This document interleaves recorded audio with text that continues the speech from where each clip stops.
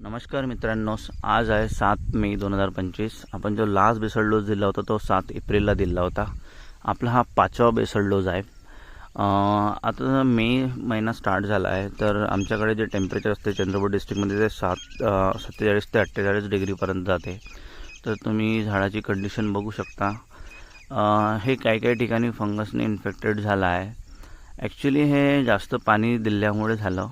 माझी जी आजी आहे याला रोज पाणी देतात, जेव्हा की उन्हाळ्यामध्ये ड्रॅगन फ्रूटला महिन्यातून किंवा 15 दिवसातून पाणी द्यावं लागते, ते पण फार कमी प्रमाणात।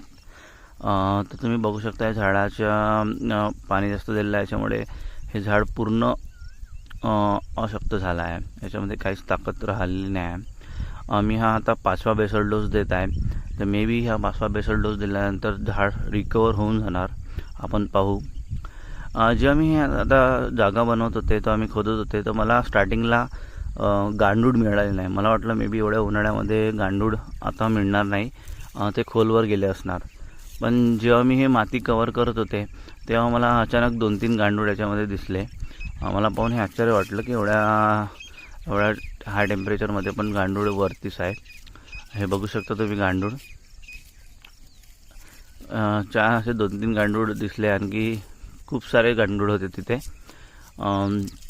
हेच फायदा असतो की आपण जेव्हा वैदिक शेती करतो तेव्हा गांडूळ आपल्याला आपल्या जमिनीमध्ये दिसतात, आणि कास्तकारासाठी गांडूळ हाच एक खरा मित्र असतो, तुम्हाला माहीतच असेल।